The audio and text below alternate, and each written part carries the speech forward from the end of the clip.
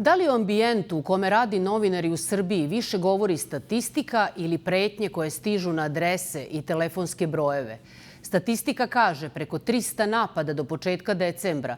117 puta je tužilaštvo registrovalo ugrožavanje bezbednosti novinara, objavio je tužilac Branko Stamenković. Primer napada iz svih oružja, sem vatrenog, je Vuk Cvijić, novinar Radara.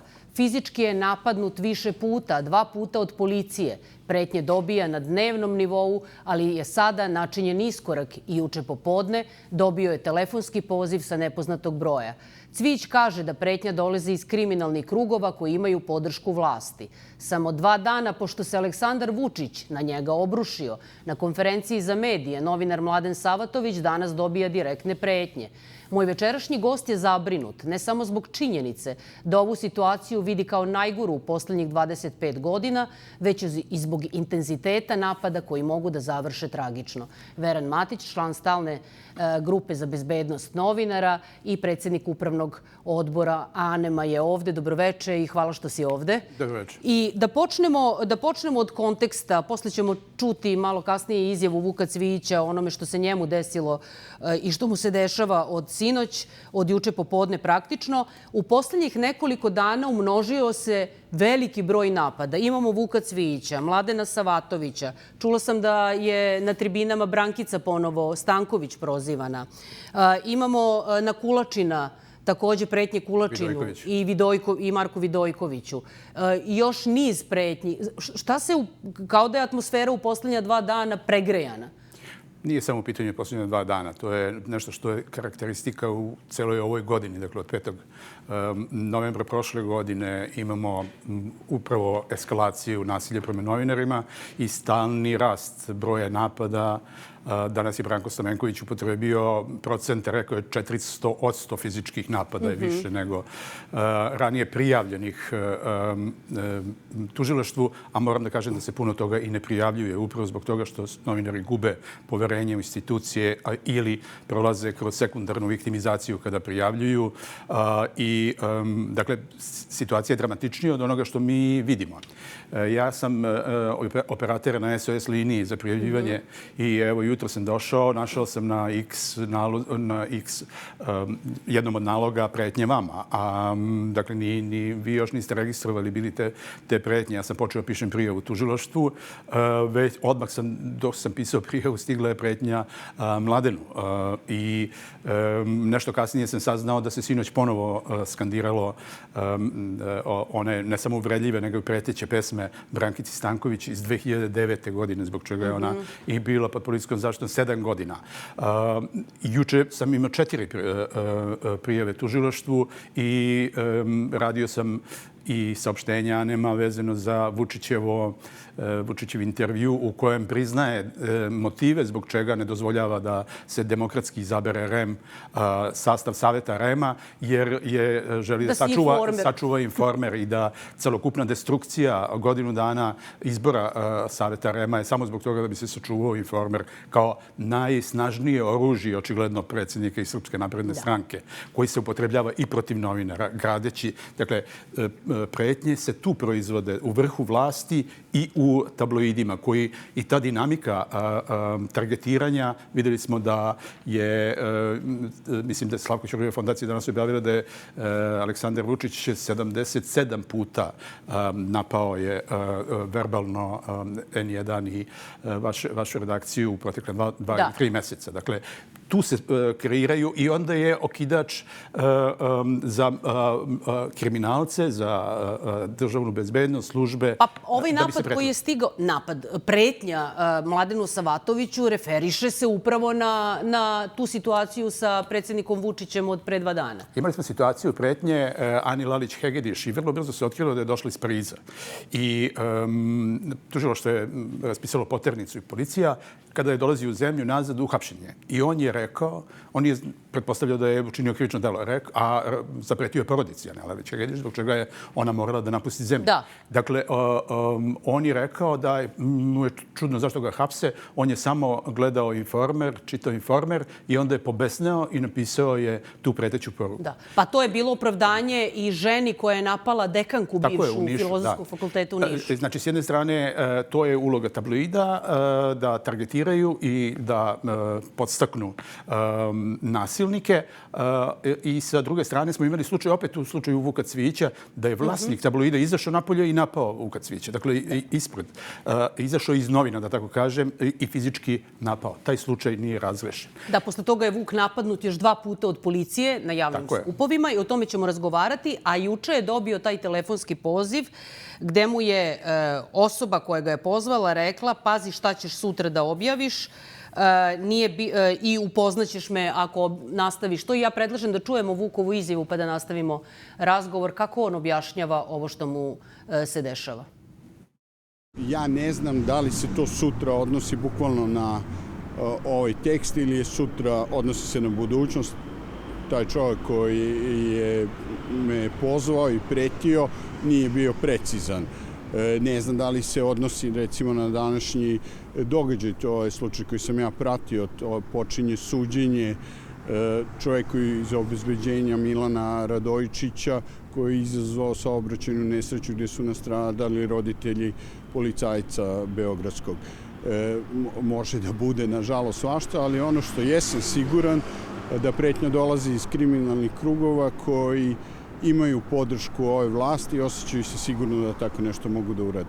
Ovo je prvi put da me neko direktno zove i to na oba moja telefona. Na prve pozive se nisam javio, onda me je pozvao na drugi broj, što je zanimljivo da ima oba moja telefona.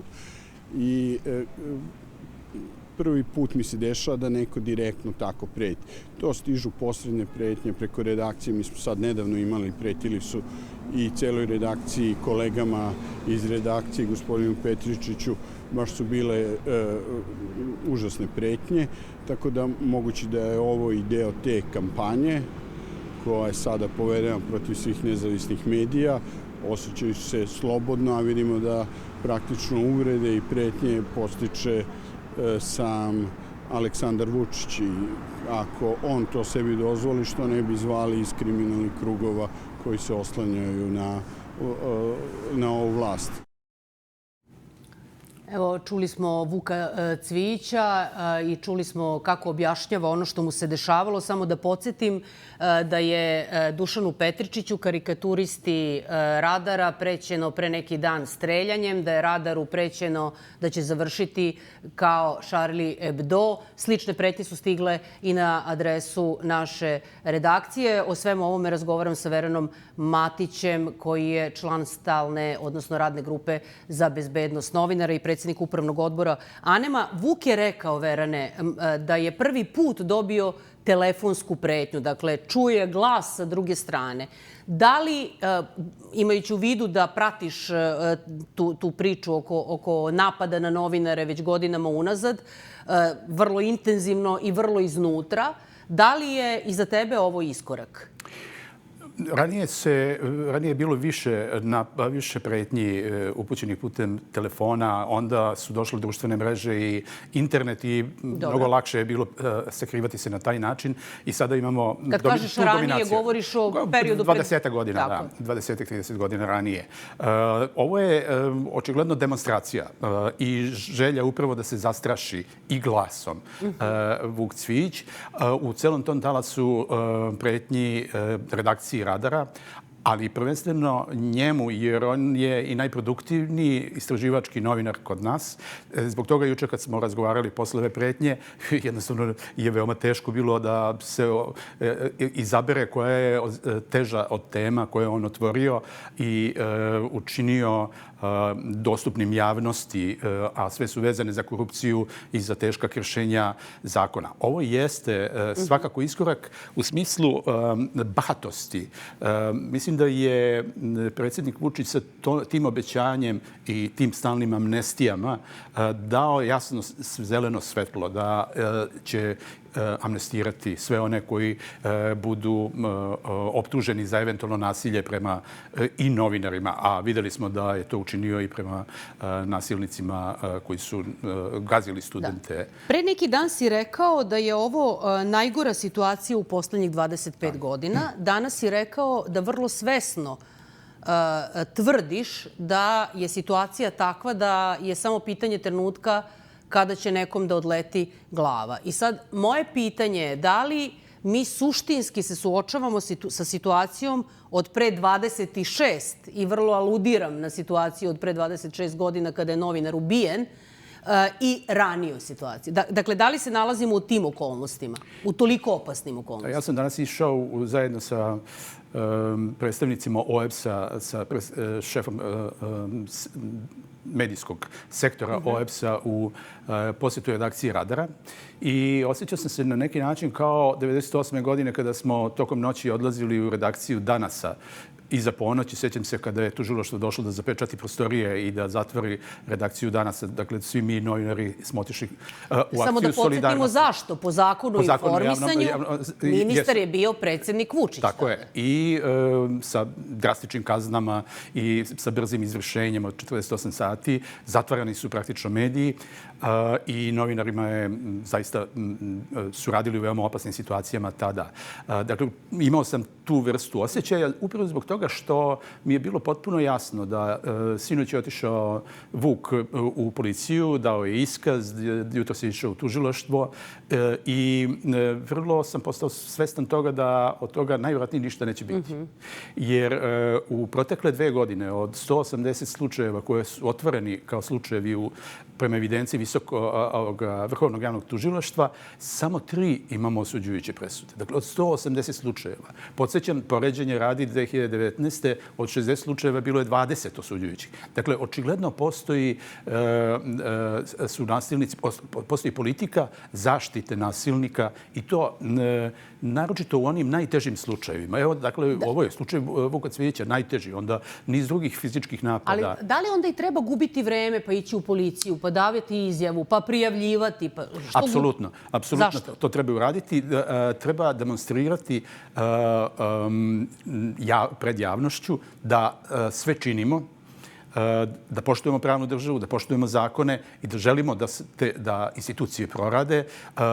To se ne može činiti ako samo ostane to među nama, nekakva naša međusobna solidarnost i informisanje među nama. Moramo demonstrirati tim institucijama da znamo da su pod pritiscima i da jednostavno ne funkcionišu i da je nužno da se i one oslobode i da i na taj način, dakle, posle svakog poteza to predočavamo javnosti, domaćoj, međunarodnoj, međunarodnim udruženjima za zaštitu novinara od kojih se može očekivati jedino neka određena vrsta pomoći i naša međusobna solidarnost. Da, evo, tužilac Stamenković je danas izneo te podatke koje je izneo. Oni su odvratni i zastrašujući.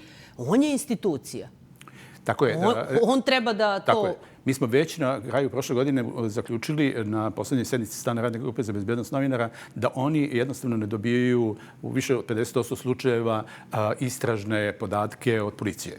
Dakle, da bi pokrenuli bilo kakav postupak, oni moraju da dobiju. I ove godine se ponavlja takva situacija. Ja mislim da i u tužilaštvima i u sudovima u posljednjih nekoliko godina imamo situaciju u kojoj se manje štiti sloboda govora i sloboda medija, a više vodi računa o nasilnicima, napadačima i tako dalje. To smo i na suđenjima primetili da se menja situacija. Tako da i tužioci također, evo sad imamo situaciju sa napadom 5. novembra na kamermana Euronewsa prošle godine. Znači, svi smo vidjeli taj rvački zahvat kojim je bačen na ulicu i nešto kasnije identifikovan napadač koji je blizak saradnik gradonačelnika. I novinari su ga identifikovali za razliku od policije. Dakle, sve je snimljeno. Gomila svedoka. To je ispred prostorija SNS-a. Jer je identifikovan napad na Maju i na našu Maju Nikolićinu. Ali želim ovo da dovršim samo. Dakle, i tužilaštvo je odbacilo, bez obzira svedočenja, odbacilo je tu krivičnu prijavu sa obrazloženjem da se takvo krivično delo ne goni po službenoj dužnosti. Vi možete da nađete niz krivičnih dela koje se gone po službenoj dužnosti i u ovom slučaju to je bilo uznemiravanje javnosti i moglo je da se sudi po tome. Dakle, i tu imamo odgovornost tužilaca koji idu linijom manjeg otpora i odbacuju. Sećate se Uglješe Bokića. Uglješa Bokić je napadno fizički napad. Isto je odbačena ta krivična prijava. Preporučeno je da on sam tuži. Dakle, evo, recimo, pomenuo si OEBS koji je danas išao u posetu. Jan Bratu je rekao pre neki dan, on je zadužen između ostalog u OEBS-u i za medije, jel? On je rekao u 12.12. Verujem da će vlasti povodom jednog od napada na novinare, da će vlasti brzo istražiti, identifikovati i procesuirati počinioca. I sad, kako da kažem, ja kad pročitam tu izjavu imam utisak kao da ona sa Marsa stiže, a ne da se referiše na jednu realnu situaciju u kojoj vlasti neće učiniti ništa i neće procesuirati. Pa ja sam već rekao da je ova situacija najgora od tih posljednjih 25-6 godina, upravo zbog tog nepojmljivog stanja u kojem se nalazimo. Ovo je jako teško objasniti ljudima iz sveta. Mi smo bili neka delegacija u Francuskoj i razgovarali s policijom i sa tužilaštvom. Njima ne ide u glavu. Kako je moguće da imamo 20-ak napada policajaca na novinare? Jednostavno, oni ne razumeju da je to moguće. Isto to smo imali i u tužilaštvima. Pa dobro, imaju primere Belorusije, u Gruzije, slično sve.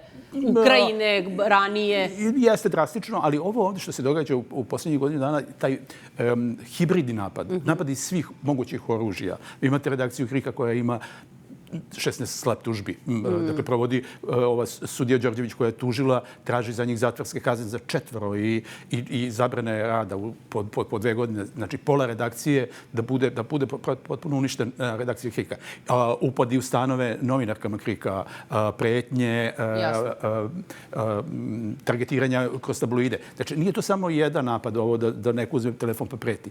Vi ste permanentno izloženi napadima, posebno istraživački novinari i posebno redakcija N1 i Nove S. Sad, kada odmotaš film unazad u ovom posljednjem periodu, odnosno od 2012. do danas, od promjene vlasti, odnosno od kada je Srpska napredna stranka na vlasti, kada je po novinare postalo opasno? Koji je to trenutak?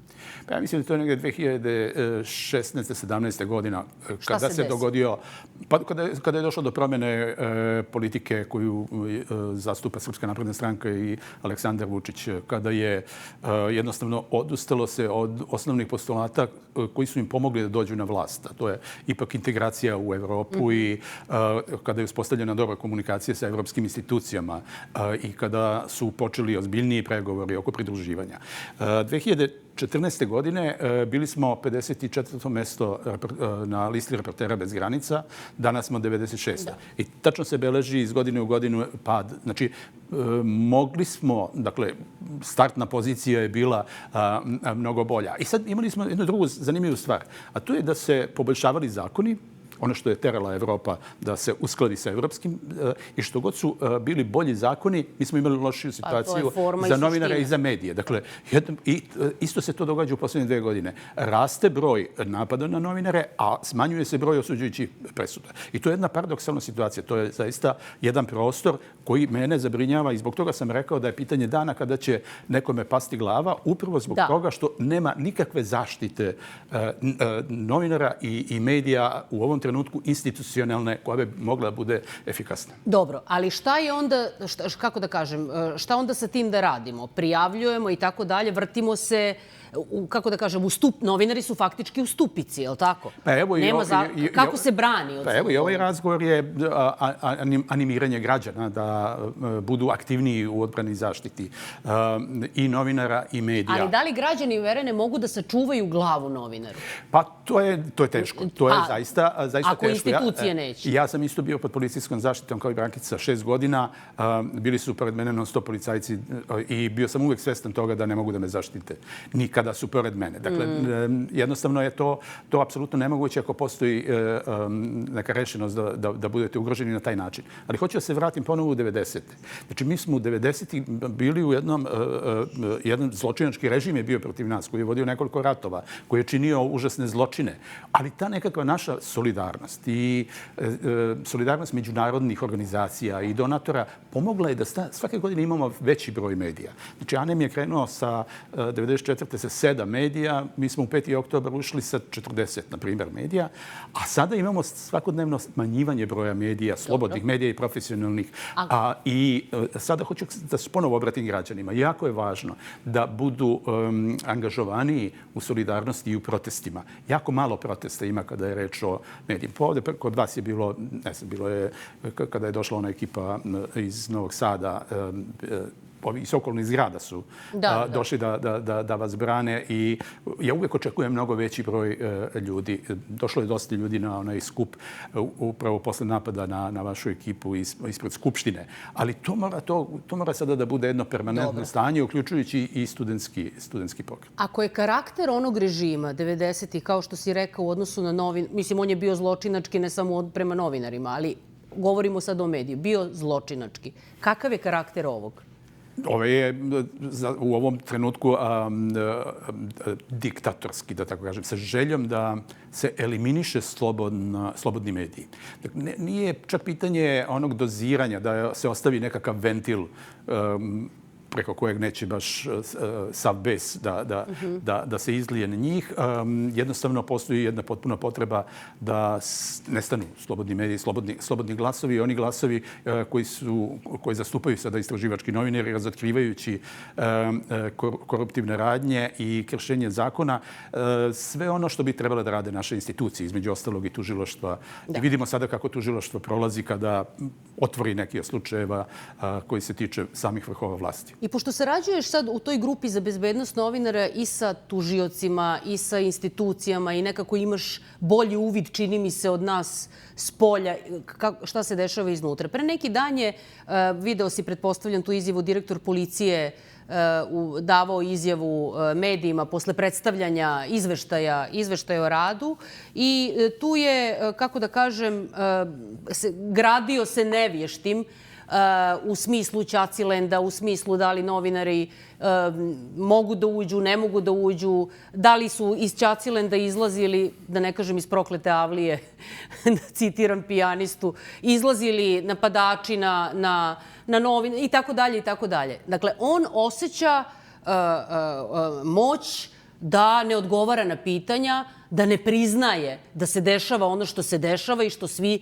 vide. Šta se dešava sa drugim ljudima? On je institucija. Jedna od, je li tako, direktor policije je na čelu jedne od institucija. Šta se dešava sa ljudima unutar tih drugih institucija, tužiocima, sudijama i tako dalje, pa i policajcima?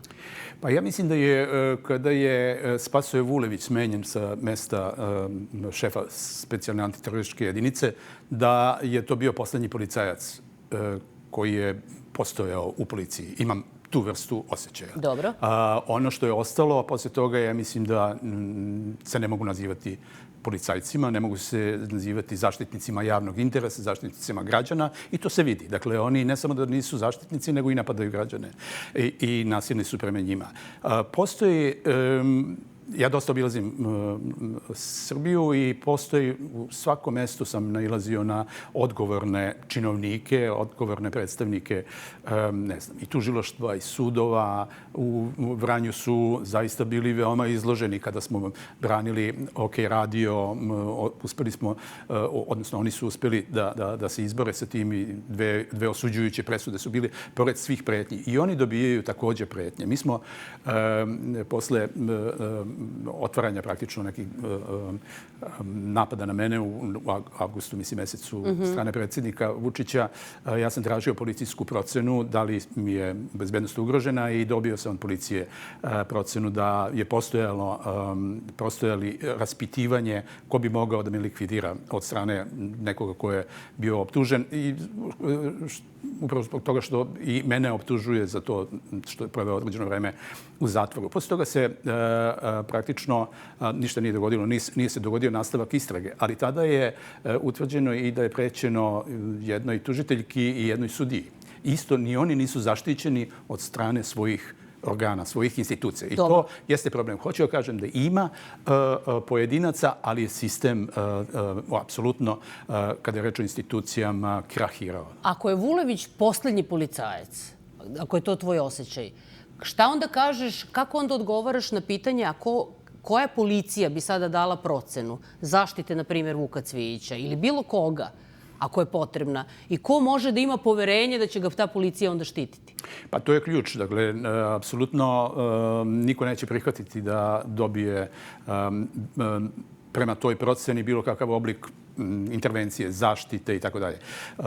Već sam napomenuo da sam bio pod policijskom zaštitom i apsolutno moje iskustvo je veoma loše kada je reč o tome. I ako nema poverenja, tu se vraćamo ponovo na ono pitanje kako da se zaštite fizički ili na bilo koji način. Ako nema poverenja u institucije, a institucije su same to učinile sebi, jednostavno su se urušile i to je ovih poslednjih godina dana nešto što studenti su prepoznali instinktivno i što traže da institucije prorade. Ako toga nema, onda nam preostaje, ponovo se vraćam na to, naša međusobna solidarnost i pokušaj da pronađemo mehanizme kako da naše kolege zaštitimo. Bilo da je to sad, ajmo govorimo najekstremnijim, da pronađemo sredstva i da oni dobiju zaštitu i fizičku od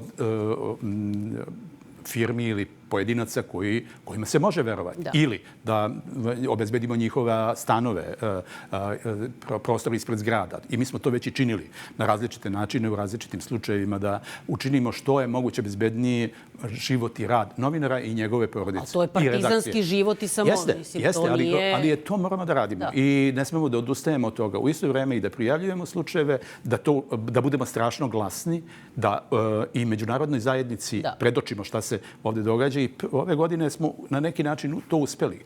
Znači, već 2 godine nije bilo potpuno nikakvih ozbiljnijih reakcija međunarodne zajednice. Ove godine je evropski izveštaj ove Evropske komisije veoma dobar, ali Evropska komisija se ne ponaša prema njemu, dakle ne sprovodi nikakve sankcije prema našim vlastima, što bi bilo jedino, ja mislim, u ovom trenutku efikasno.